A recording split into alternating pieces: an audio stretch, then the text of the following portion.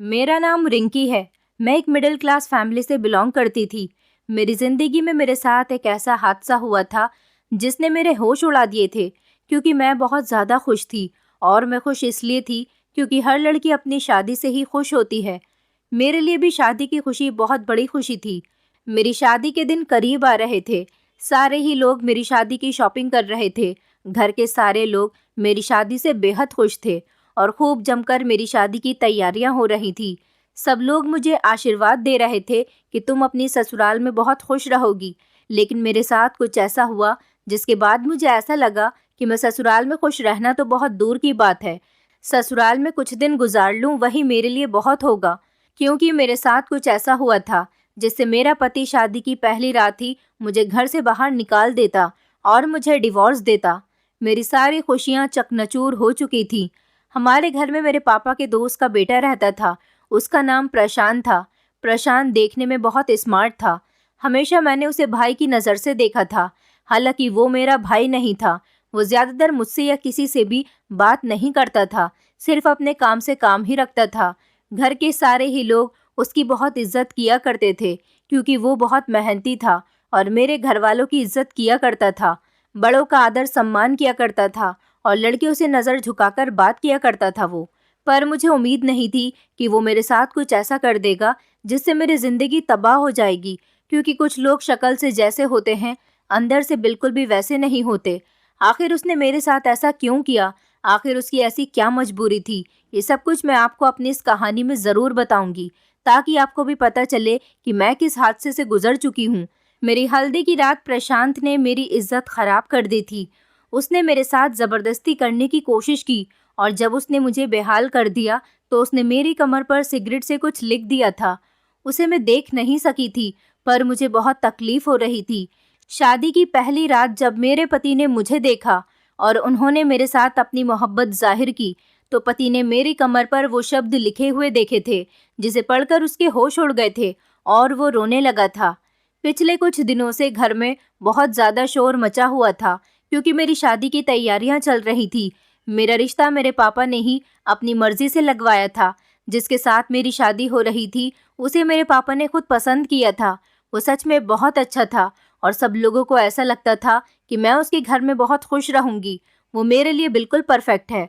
मैं भी अपनी शादी से खुश थी। घर की सारी लेडीज मार्केट शॉपिंग करने के लिए गई हुई थी। रोजाना ही कुछ न कुछ खरीदारी हो रही थी। पापा और भैया तो काम पर होते थे। मेरी बड़ी दीदी पिछले कुछ दिनों से हमारे घर पर रहने के लिए आ गई थी, क्योंकि उनके छोटे छोटे बच्चे थे। वो इस वजह से बाजार का काम नहीं कर सकती थी। उनके दोनों बच्चों को मैं अपने पास रोक लिया करती थी और मम्मी, भाभी और दीदी ये तीनों ही मिलकर बाजार चली जाती थी। मैं घर के दरवाजे को अंदर से अच्छी तरह से लॉक कर लेती थी, क्योंकि मैं ज़्यादातर घर में अकेली ही रहती थी। कभी कभी प्रशांत घर में होता था। वो लोग तो घर से बाहर सारा दिन मेरे लिए शॉपिंग करती रहती थी और शाम के टाइम तक ही वापस आती थी। मैं उन लोगों के लिए खाना बनाकर रख लिया करती थी और अपनी दीदी के बच्चों का भी बहुत ख्याल रखती थी। मैं घर के काम करके बहुत ज़्यादा थक जाती थी, इसलिए मम्मी ने मेरी मदद के लिए एक नौकरानी का भी बंदोबस्त कर लिया था। वो मेरे साथ घर के थोड़े बहुत काम करवा लिया करती थी और शाम के टाइम वो अपने घर चली जाती थी और फिर बाकी का जो काम होता था वो मैं खुद देख लिया करती थी, क्योंकि उस बेचारी के भी बच्चे थे और उसे अपने बच्चों के लिए भी खाना बनाना होता था। हमारे घर खाना होता तो वो ले जाया करती थी और अगर नहीं होता तो मैं उसे पैसे दे दिया करती थी। इससे उसकी भी मदद हो जाती थी। शाम के 5 बज रहे थे। नौकरानी अपने घर को जा चुकी थी। मुझे बहुत ज़्यादा सुस्ती चढ़ रही थी, इसलिए मैं किचन में खड़ी हुई चाय बना रही थी। आज प्रशांत भी ऑफिस से जल्दी ही घर आ गया था। प्रशांत भी किचन में आ गया था और मुझसे चाय बनाने का कहने लगा। मैंने उसके लिए भी एक कप चाय बढ़ा ली थी। वो मेरी ही उम्र का था, इसलिए मैं उसका नाम लिया करती थी। प्रशांत चाय का कहकर किचन से वापस नहीं गया था, बल्कि किचन में खड़े होकर मुझे उलझन भरी नज़रों से देख रहा था। मैंने जब उसके चेहरे की तरफ देखा तो उसकी आंखों में एक अजीब से ही एक्सप्रेशन थे जिनकी मुझे समझ नहीं आई थी। पता नहीं क्यों वो आज मुझे इतनी घूर घूर कर देख रहा था, बल्कि आज वो मुझे सर से लेकर पैर तक देख रहा था। मुझे उसकी नज़रों से कुछ दिक्कत भी हो रही थी कि आखिर वो ऐसा क्यों कर रहा है। मैं उसकी इन हरकतों को समझने की कोशिश तो कर रही थी, पर कुछ समझ नहीं पाई थी। एक पल को तो मुझे उसकी नज़रों से डर लगने लगा था। मैंने जल्दी से अपना उड़ा हुआ दुपट्टा ठीक किया था। पता नहीं क्यों उसकी नज़रों में एक अजीब सी बात थी। ऐसा आज पहली बार था और ऐसा आज वो पहली बार ही कर रहा था। इससे पहले तो कभी उसने मुझे नज़र भर के देखा तक नहीं था। यहाँ तक कि वो मुझसे बात भी नहीं करता था, जबकि हम लोग तो एक ही घर में रहते थे और वो भी हमारे घर में सालों से रह रहा था। वो बड़ी गहरी भरपूर नज़रों से मुझे सर से लेकर पैर तक देखे जा रहा था। मैंने उसे वहाँ से हटाने के लिए कहा कि तुम अपने कमरे में चले जाओ, मैं बेडरूम में ही तुम्हारी चाय वहीं पर लेकर आती हूँ। वो अपने कमरे में चला गया था, मगर मैं ये सोचने पर मजबूर हो गई थी कि आज ना जाने प्रशांत को क्या हो गया। चाय बनाने के बाद मैं प्रशांत के कमरे में चाय लेकर चली गई तो वो सामने ही बेड पर लेटा हुआ था और उस टाइम उसने खाली जीन्स पहनी हुई थी, बल्कि ऊपर से तो उसने शर्ट भी नहीं पहना हुआ था। उसे इस हालत में देखकर मैंने अपनी नज़रें झुका ली थी और मैं कुछ शर्मिंदा सी हो रही थी।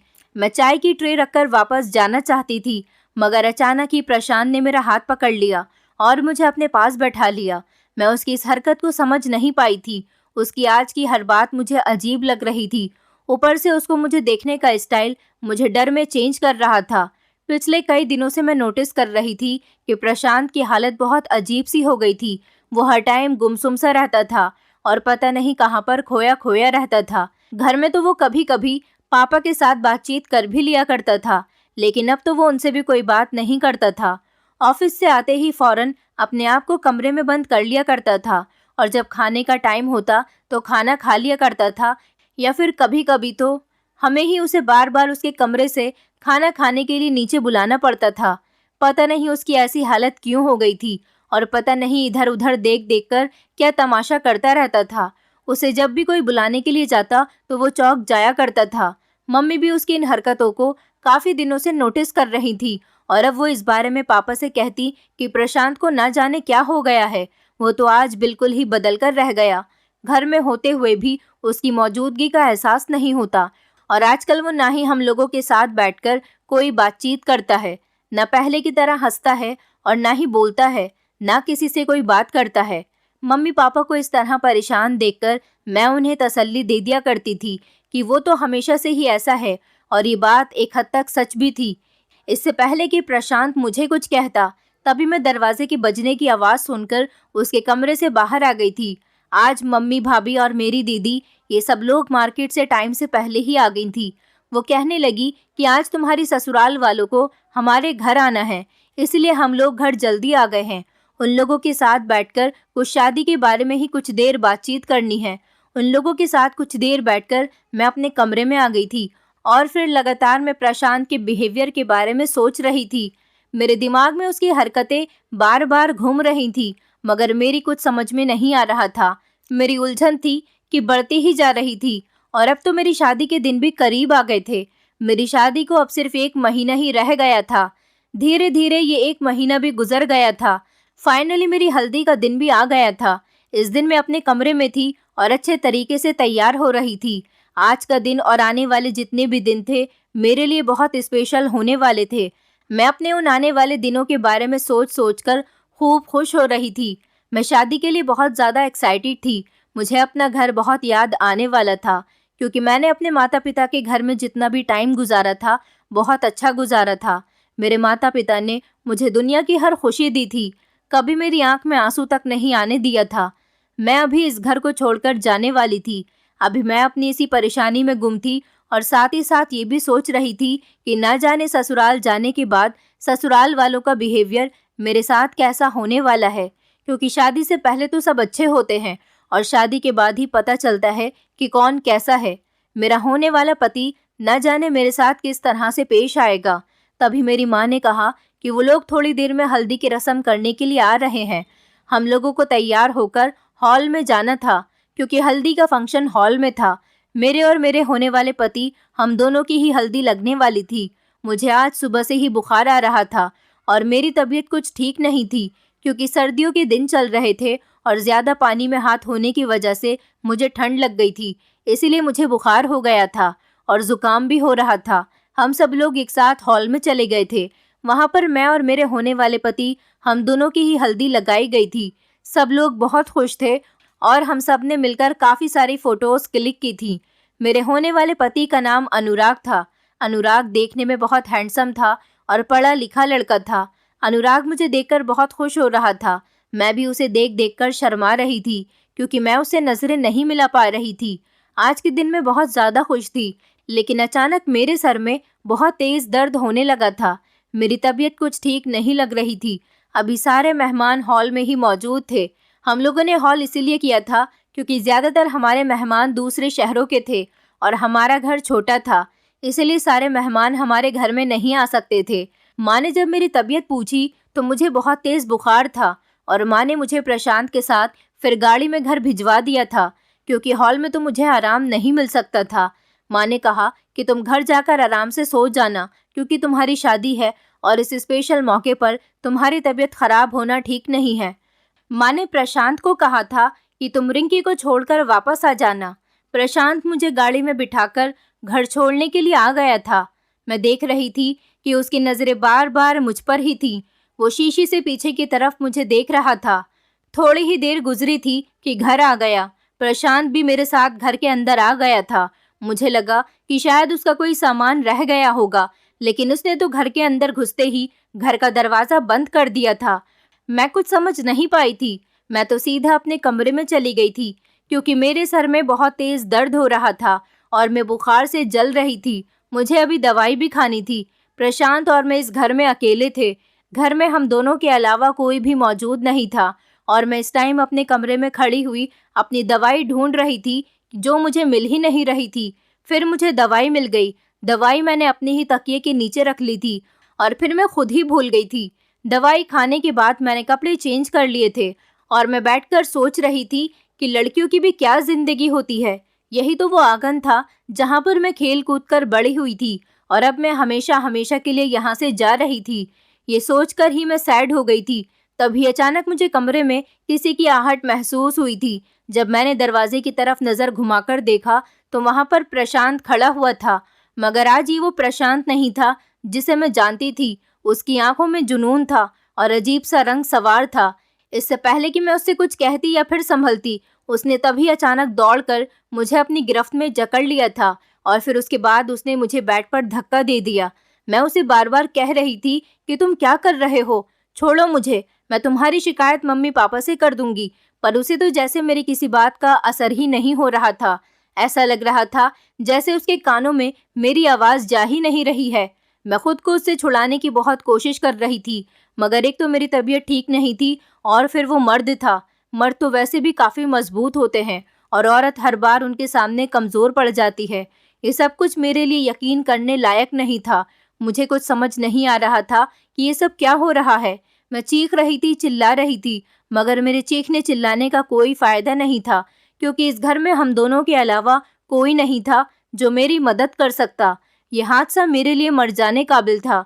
मेरे होश व हवास ने मेरा साथ छोड़ दिया था। मैं कुछ नहीं कर सकती थी। मैं बुरी तरह से रो रही थी। फिर इसी तरह से चीखते चिल्लाते हुए मैं अचानक से बेहोश हो गई और फिर जब मैं होश में आई तो प्रशांत मेरी कमर पर ना जाने क्या लिख रहा था। मैं कुछ भी नहीं जान पाई थी। मैं बिल्कुल खामोश होकर रह गई थी। वो जलती हुई सिगरेट से मेरी कमर पर कुछ लिख रहा था। मेरी कमर तकलीफ से चूर हो रही थी क्योंकि जलता हुआ सिगरेट मेरे बदन पर चलता हुआ महसूस हो रहा था और मेरी कमर की खाल जल रही थी। शायद खून भी बह रहा था, मगर मैं कुछ नहीं कर सकती थी क्योंकि मेरा शरीर कोई भी हरकत करने के काबिल नहीं रहा था। अब मुझे ऐसा लग रहा था जैसे किसी ने मेरे शरीर के अंदर से जान निकाल ली है। मैं बिल्कुल बेजान थी। मैं कभी सोच भी नहीं सकती थी कि प्रशांत मेरे साथ ऐसा भी कर सकता है। मैं बुरी तरह से सिसक रही थी, रो रही थी और तड़प रही थी, मगर जल्द ही मैंने अपने आंसू पोंछ लिए और खुद पर काबू कर लिया था कि अगर इस बारे में किसी को पता चल गया कि मुझ पर क्या मुसीबत गुजर चुकी है तो ना जाने क्या होगा और मेरी बदनामी अलग हो जाएगी। अब तो मेरी शादी होने में भी ज़्यादा समय नहीं है और मेरे पेरेंट्स अलग परेशान हो जाएंगे। मैंने खुद को बड़ी मुश्किल से संभाला था और बिस्तर पर जब मैं लेटी तो मेरी कमर में बहुत दर्द हो रहा था। तभी बाहर सब लोगों के बोलने की आवाज़ आ रही थी। प्रशांत तो मेरे कमरे से जा चुका था। शायद सब लोग घर वापस आ गए थे। मैंने जल्दी से अपने आंसू पोंछकर अपने आप को नॉर्मल किया। थोड़ी देर के बाद मम्मी और दीदी मेरे कमरे में आ गई थी। जब मम्मी ने मेरा चेहरा देखा तो वो हैरान रह गईं और बिना कही ही समझ गई कि मुझे कोई परेशानी है। उन्हें ये भी लगा था कि मेरी तबीयत खराब है, मेरी हालत इस वजह से ऐसी हो रही थी। उन्होंने मेरा चेहरा अपने हाथों में थाम लिया और कहा कि क्या बात है, क्या तुम्हारी तबीयत ज़्यादा ही खराब हो रही है? तुम क्यों इतनी उदास लग रही हो? अगर ऐसा ही है तो कल हम तुम्हें किसी और डॉक्टर को दिखा देते हैं, जिसकी दवाई से तुम्हारी तबीयत जल्दी ठीक हो जाए। मैंने बहुत मुश्किल से अपने आंसू पोंछे थे और मम्मी से कहा कि कुछ नहीं, मैं बिल्कुल ठीक हूँ।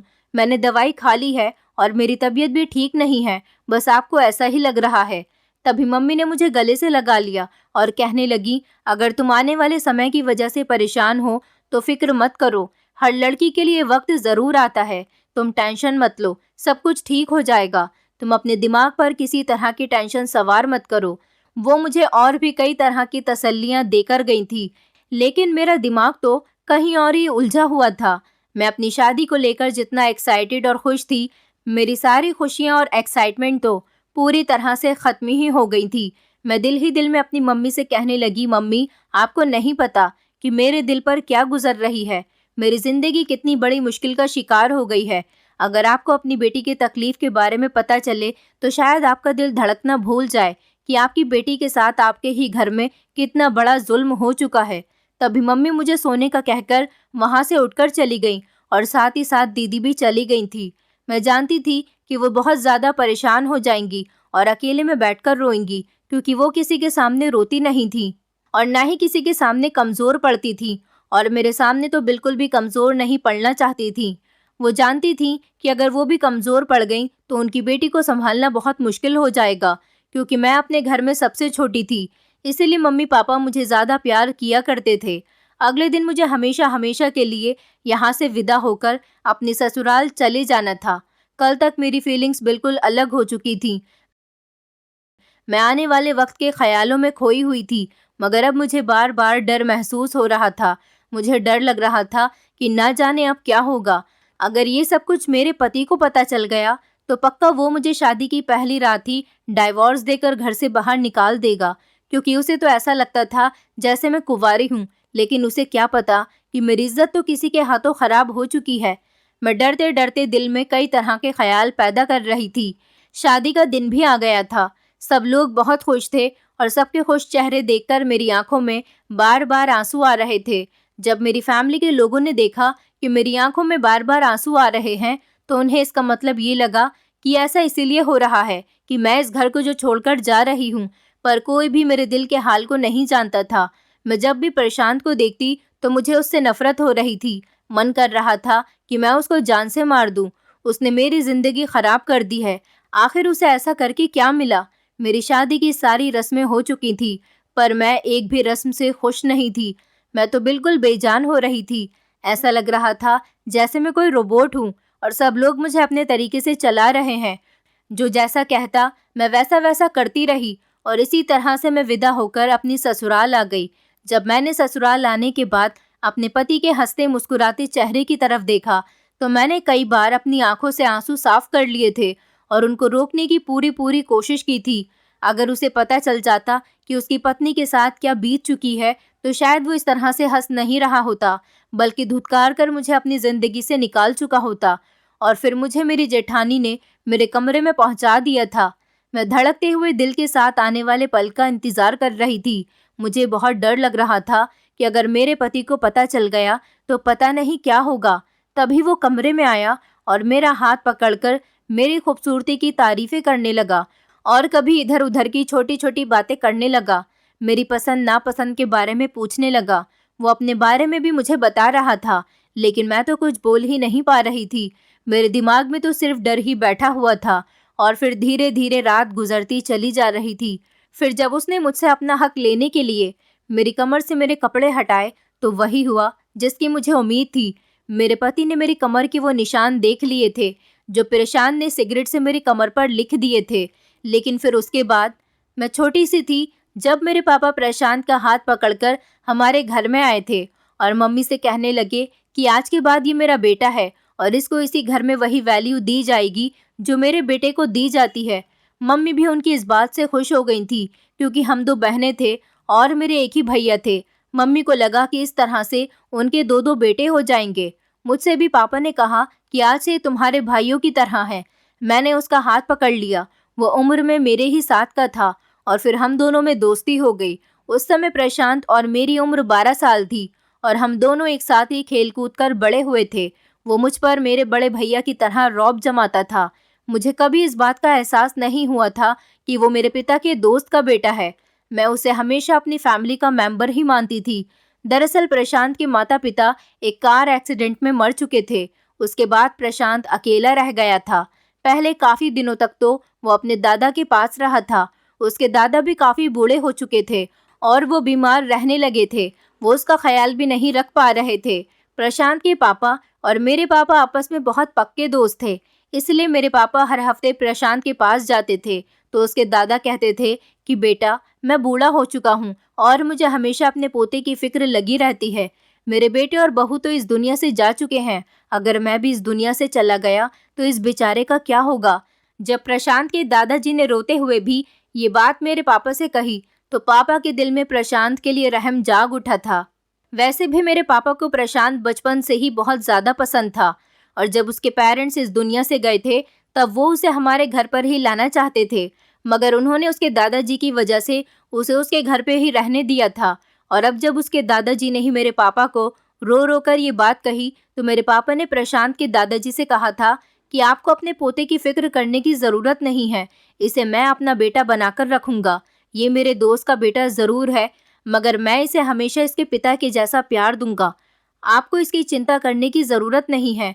मैं इसका ख्याल रखूंगा, इसे कोई तकलीफ नहीं होने दूंगा। कभी कभी प्रशांत अपने दादाजी से मिलने के लिए चला जाता था, लेकिन फिर एक दिन उसके दादा भी इस दुनिया को छोड़कर चले गए और प्रशांत पूरी तरह से अकेला हो गया था। प्रशांत को पापा हमारे घर ले आए थे। अपने दादा की मौत पर वो बहुत ज़्यादा खामोश रहने लगा था, क्योंकि उसके सारे ही अपने इस दुनिया से जा चुके थे। वो हमेशा उदास रहता था और खोया खोया सा रहता था। ऐसा लग रहा था कि जैसे उसने अपने माता पिता और दादा को खो दिया है, तो जैसे उसे ज़िंदगी से कोई दिलचस्पी ख़त्म होकर रह गई। जैसे जैसे वक्त गुजरता जा रहा था, उसकी पर्सनैलिटी बदलती चली जा रही थी। पापा उसे सबके साथ घुलने मिलने के लिए कहते तो वो अपना दिल बहलाने की कोशिश कर लिया करता था। उसे हमारे घर में किसी तरह की कोई परेशानी नहीं थी। पापा ने उसको बिल्कुल अपना बेटा बनाकर रखा था। मगर प्रशांत को तो कोई भी चीज़ खुश नहीं करती थी। वो पढ़ाई लिखाई में भी बहुत अच्छा था और प्रशांत अब जॉब पर लग गया था। इतनी कामयाबी पर भी उसका दिल खुश नहीं रहता था। जब प्रशांत अपनी महीने की सैलरी मेरी मम्मी को लाकर देता था तो मम्मी ने उससे इनकार कर दिया था। मम्मी ने कहा था कि तुम इसे खुद पर खर्चा करो, ये तुम्हारी मेहनत की कमाई है। तब पहली बार मैंने प्रशांत को इमोशनल होते हुए देखा था। उसने मेरी माँ से गले लगकर कहा था कि क्या मैं आपका बेटा नहीं हूँ? आप लोगों ने मुझे हमेशा माता पिता जैसा प्यार दिया है, मैं आप लोगों के लिए इतना तो कर ही सकता हूँ। उसकी बात सुनकर मम्मी भी इमोशनल हो गई थी और उन्होंने उसको अपने गले से लगा लिया था। प्रशांत अब अपनी सैलरी मेरी मम्मी को हिलाकर दिया करता था और मम्मी भी प्रशांत की सैलरी को संभाल कर रख दिया करती थी। वो इन पैसों को प्रशांत की शादी के लिए संभाल कर रख रही थी। वो कहती थी कि इन पैसों से प्रशांत की शादी होगी। वैसे तो भगवान का दिया हमारे पास सब कुछ है, लेकिन जिंदगी और मौत का कोई भरोसा नहीं है। अगर हम लोग नहीं रहे तो फिर उस बेचारे को संभालने वाला कौन होगा? बुरे वक्त में शायद उसका जुड़ा हुआ पैसा ही उसके काम आ जाएगा। उन्हीं दिनों प्रशांत बहुत खुश रहने लगा था। उसके चेहरे पर हर वक्त मुस्कुराहट रहने लगी थी।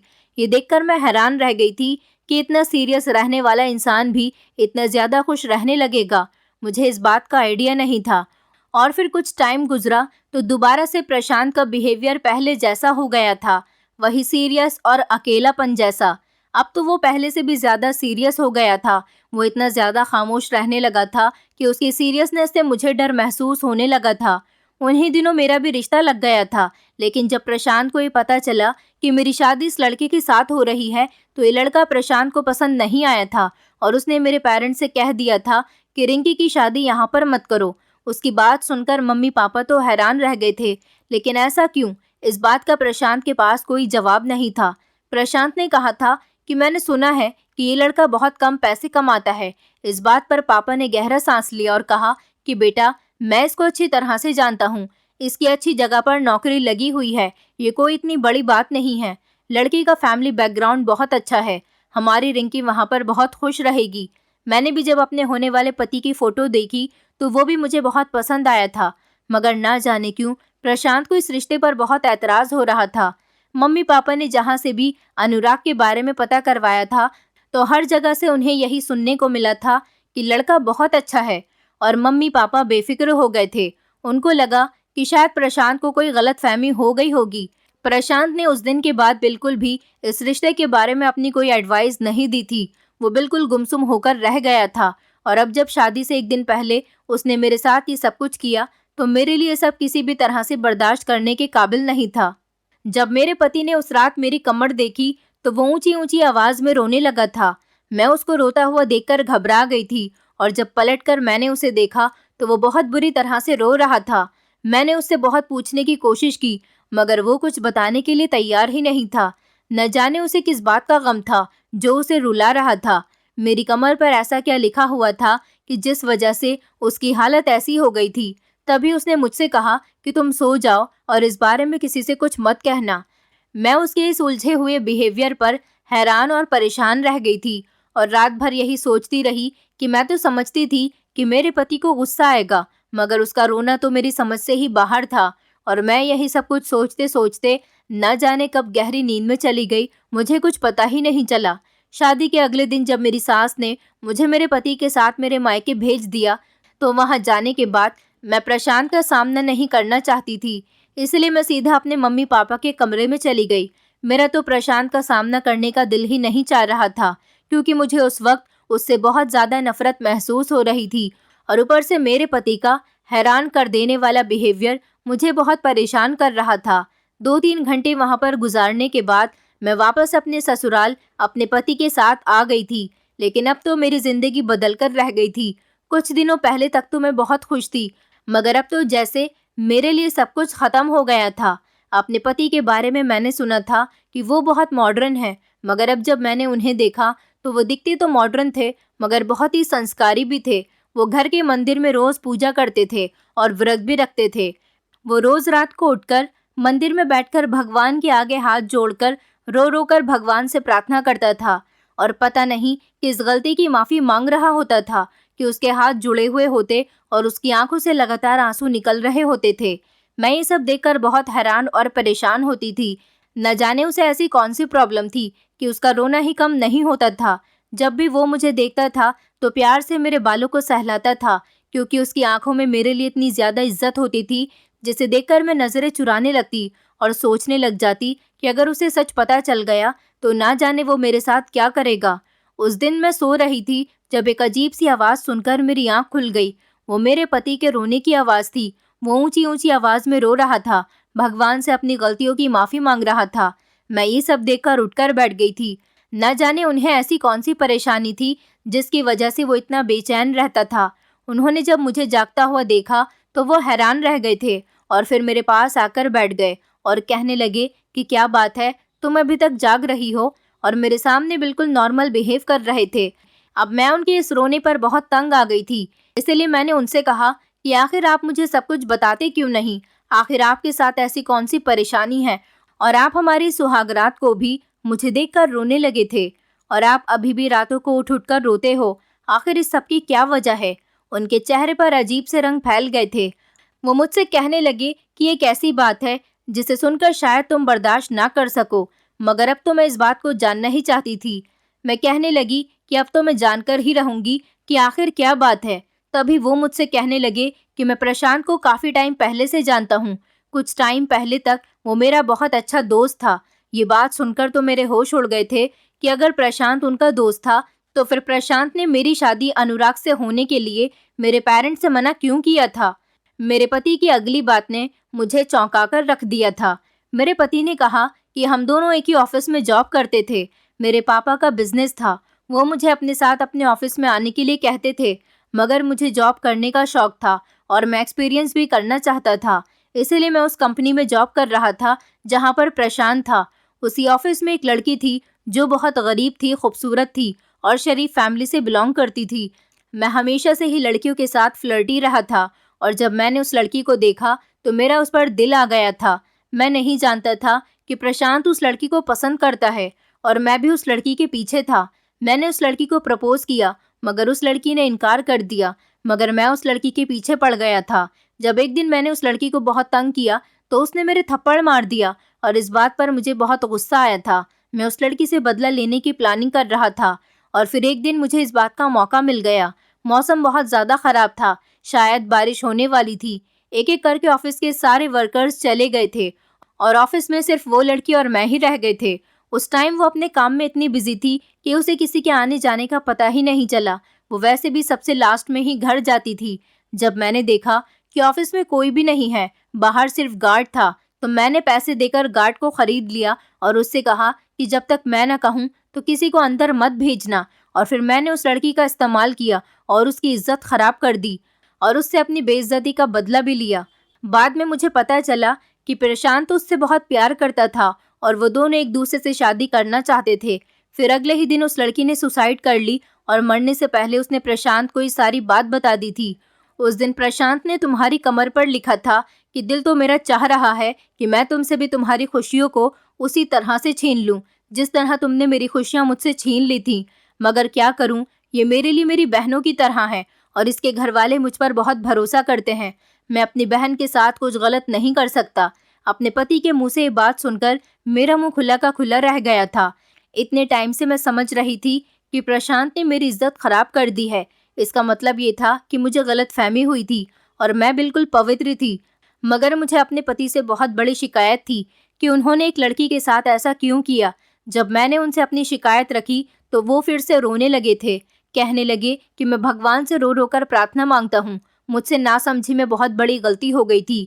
ये मेरे लिए एक ऐसा पछतावा है जो शायद सारी जिंदगी मेरे साथ रहेगा और मैं अपनी उस गलती पर बहुत शर्मिंदा हूँ।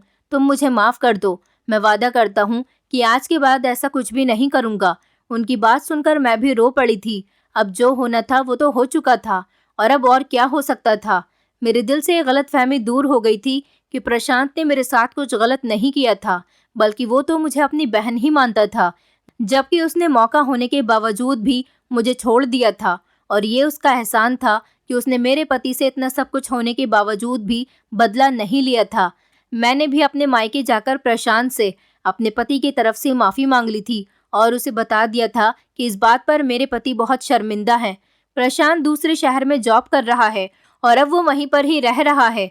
उसने अभी तक शादी नहीं की। वो दूसरे शहर में शिफ्ट इसलिए हो गया क्योंकि उसे पता है जब मैं अपने मायके जाऊंगी तो मेरा पति भी वहां जाएगा और उसे मेरे पति को देखकर वो याद आ जाएगा जो उसके लिए बहुत ज़्यादा तकलीफ दे था।